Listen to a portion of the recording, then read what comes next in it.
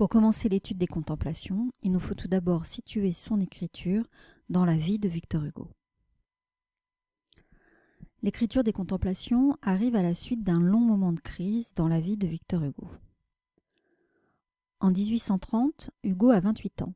Il est déjà connu et reconnu au centre d'un groupe d'écrivains et d'artistes et il va se lancer dans ce qu'on va appeler la grande bataille d'Hernani, qui permet d'affirmer les idées nouvelles des romantiques.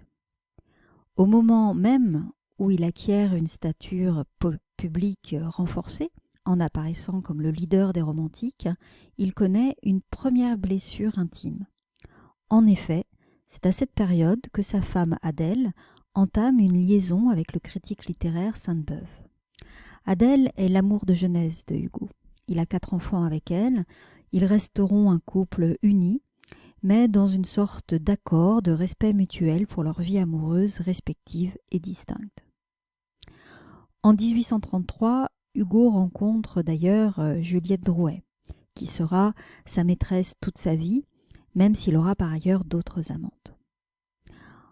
En 1943, c'est le grand moment, c'est la grande rupture dans sa vie. En 1843, sa fille aînée, Léopoldine, se noie avec son mari, venu la secourir dans la Seine pendant son voyage de noces. Hugo, qui est parti à la montagne avec Juliette Drouet, apprend la nouvelle par les journaux.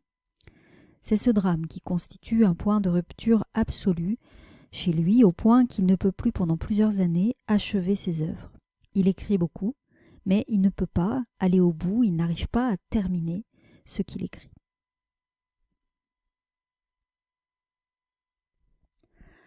L'actualité politique va alors orienter sa vie différemment. Jusque-là, Hugo était du côté des royalistes modérés, partisans d'une monarchie libérale et moderne. Parmi ses amis romantiques, on comptait George Sand et Alphonse de Lamartine, qui étaient des républicains convaincus et qui tentaient de le convaincre. En 1848, au moment de la Révolution et de l'instauration de la Seconde République, il commence par soutenir les royalistes. Puis, assez vite écœuré par leur position concernant la condition des ouvriers, il va se rapprocher des républicains jusqu'à siéger avec eux. C'est un moment d'intense activité politique pour Hugo. C'est le moment des grands discours à la tribune de l'Assemblée nationale et en particulier le fameux discours contre la misère.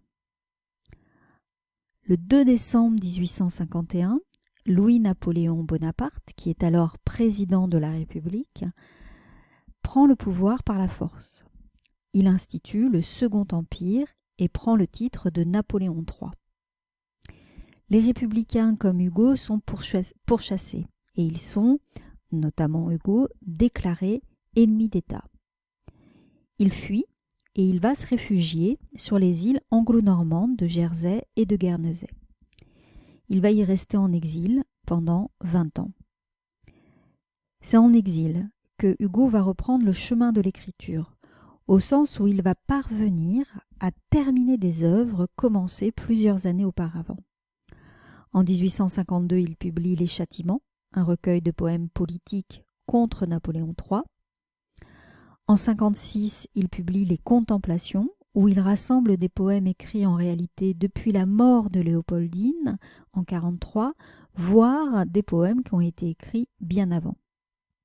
Et de la même manière, il va publier en 1862 Les Misérables, qu'il a commencé à écrire bien des années plus tôt, avant 1948.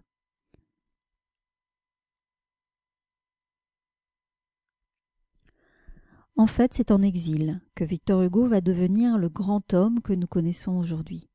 Ses œuvres sont beaucoup lues et c'est en quelque sorte l'absent le plus présent en France. On voit donc que les contemplations résultent d'un long silence poétique lié à la mort de Léopoldine et d'une vie déjà mouvementée au moment où il publie l'œuvre, alors qu'il a déjà 54 ans.